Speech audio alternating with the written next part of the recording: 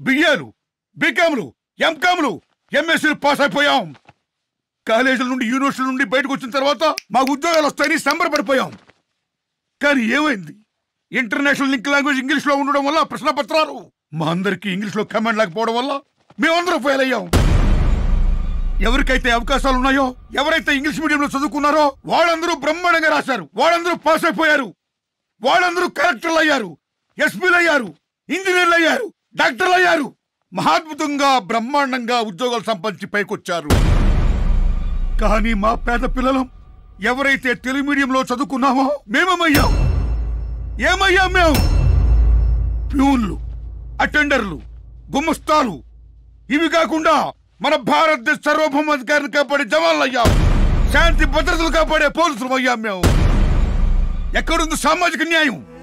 విద్య ద్వారా సామాజిక న్యాయం జరుగుతుందని చెప్పాడు అంబేద్కర్ మహానుభావుడు. కానీ ఈ ఇంగ్లీష్ మీడియం, తెలుగు మీడియం వల్ల సామాజిక న్యాయం జరగలేదు సరిగదా, అంతరాలు ఇంకా పెరిగిపోయాయి. ఇంగ్లీష్